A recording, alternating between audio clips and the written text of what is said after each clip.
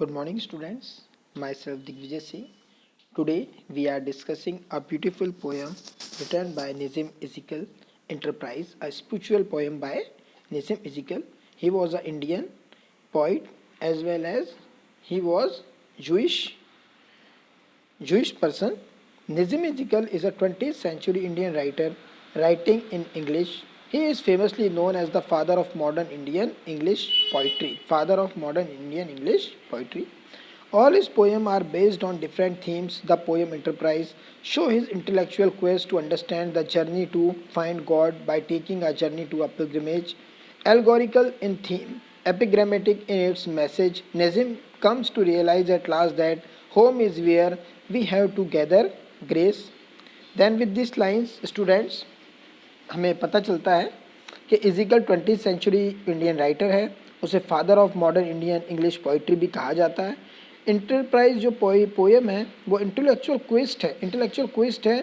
Quest मतलब एक खोज है किसकी, राइटर की, to understand the journey to find God. और ईश्वर को हम ढूंढने के लिए जो जर्नी करते हैं, ईश्वर को ढूंढने के लिए जो हम जर्नी करते हैं, उसको किस टाइप से यहाँ पर एजिकल ने स्पष्ट किया है. हम बच्चों, it is a metaphorical poem with simple lines but deep meaning. तो डीप मीनिंग यहाँ पर हमें देखने को मिलता है, but lines are very simple but difficult to understand. तो हम यहाँ पर एक चीज़ को देखेंगे कि इस जर्नी को हम टू टाइप से देखेंगे. Means journey of life and a pilgrimage. Pilgrimage means religious journey, जो हम धार्मिक यात्रा करते हैं, कोई देवी देवताओं के लिए पद यात्राएँ करते हैं हम लोग. उसके लिए यहाँ पे राइटर हमें बताना चाहता है कि रिलीजियस जर्नी कैसी होती है और हमारी लाइफ की जर्नी कैसे होती है. वास्तव में हमारे जीवन की जर्नी भी एक तरह से रिलीजियस जर्नी ही है. क्यों? क्योंकि हम जब पेट में होते हैं तो ऐसा कहा जाता है कि भाई 9 महीने तक बच्चा प्रार्थना करता है कि ईश्वर में जब मैं धरती पे आऊँगा, आपका नाम लूँगा, आपके रास्ते पे आगे बढ़ूँगा, ह्यूमैनिटीज़ के लिए काम करूँगा और चैरिटी करूँगा. लेकिन जैसे ही संसार में आता है वो संसार की ही चीज़ों में घुलता मिलता चला जाता है, उन चीज़ों को समझ नहीं पाता है. Then students, this poem is written in 6 stanza and each stanza consist of 5 lines. Then student, we start this poem. It started as a pilgrimage. It started means we started और means a group of people started, मतलब जो हमारा point है और उसके साथी.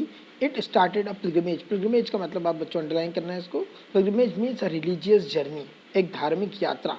और धार्मिक यात्रा में हमारा क्या होता है, माइंड जो होता है हाई स्पिरिटेड रहता है और हमारा जो बॉडी लैंग्वेज है, हमारी क्या रहेगी, बहुत ज़्यादा पवित्र रहेगी, प्यूरीफाई रहेगी. तो वो यात्रा हम लोग चालू करते हैं with a group of peoples. It started as a pilgrimage, exalting minds and making all the burden light. Exalting mind means mind is on the top, on the higher rank. Mind is raised on a higher rank. एक higher rank पे हमारा mind होता है, fresh होता है, top होता है, enthusiasm, high spirited. Mind कैसा है हमारा, हाई स्पिरिटेड, हमारे अंदर जोश भरा हुआ है. स्टार्टिंग फेज है. मीन्स अगर हम इसको लाइफ में देखें तो it is the phase of childhood में बच्चे का माइंड बहुत ज़्यादा फ्रेश माइंड होता है, इंटेलेक्चुअल होता है, बहुत ज़्यादा इंटरेस्टेड होता है, क्यूरियस होता है.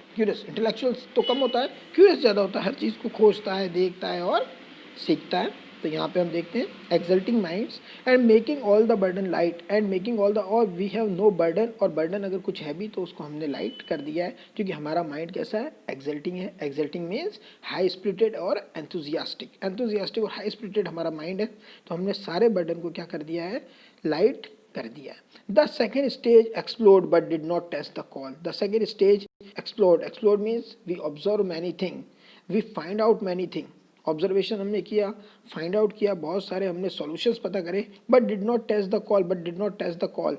जो कॉल था टेस्ट का, मतलब हमें किसी ने टेस्ट नहीं किया. अभी तक हमारी कोई परीक्षा नहीं हुई, मतलब जीवन की परीक्षाएं अभी बाकी हैं. हमारा ऑब्जर्वेशन हमने स्टडी की है लेकिन हमारी जीवन की परीक्षाएं बाकी हैं. जैसे मान लो छोटा बच्चा जब स्कूल जाने लगता है 1 to 8 उसके टेस्ट भी होते हैं, एग्जामिनेशंस होते हैं, लेकिन उनका कोई वो एग्जामिनेशंस वो नहीं है द एग्जामिनेशंस ऑफ लाइफ.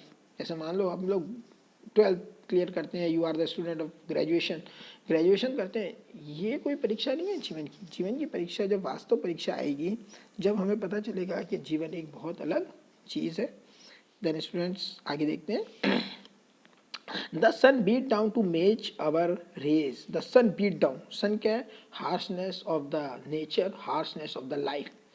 बचपन में हमें पता नहीं चलता कि जीवन कितना हार्श है, क्या क्या डिफ़िकल्टीज़ है, लेकिन जब हम देखते हैं कि जब जीवन की कठिनाइयाँ आने लगती हैं, जैसे हम जवान होने लगते हैं जब, या हम कोई पिलग्रिमेज, कोई धार्मिक यात्रा की तरफ बढ़ते हैं, तो शुरुआती जो कदम होते हैं, किलोमीटर, 2 किलोमीटर, 10 किलोमीटर तक हम अच्छे से चलते हैं, और लास्ट में हमें महसूस होता है कि हम किस तरफ जा रहे हैं, और हमें जो सन है, मतलब हार्शनेस है नेचर की, हार्शनेस है सोसाइटी की, हार्शनेस है पीपल्स की, वो हमें नज़र आना चालू होती है। लेकिन अभी हमारे इतने अंदर इतनी एनर्जी है। देखते हैं क्या कहता है writer.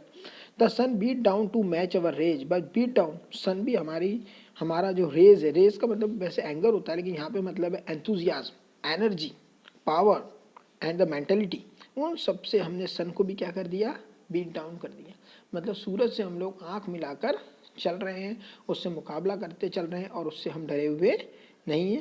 Then student, these 5 lines are the starting lines of this poem, pilgrimage. You read it and understand the ideology of poet। और जहाँ तक मैं समझता हूँ, या क्योंकि मेटाफरिकल पोएट है, पोएम है, हम इसको कई जगह पर इसको इनपुट के रूप में यूज़ कर सकते हैं। नहीं, जहाँ तक मैं समझ सकता हूँ, इस जर्नी को, इस इंटरप्राइज को, इंटरप्राइज का मतलब क्या होता है? आ न्यू थिंग, और लाइफ भी क्या है? न्यू थिंग है, नई चीज़ है जो हम चालू करते हैं। लाइफ भी उसी तरह से पिलग्रिमेज जो चालू किया है, तो हम इसको 2 एस्पेक्ट्स पे समझने की कोशिश करते हैं, लाइफ एज अ पिलग्रिमेज, और pilgrimage means a religious journey. इसको दो क्राइटेरियाज पे हम लोग स्टडी करेंगे। Then students, you read this lines and it is important for BA Part 3 under graduation course. Thank you.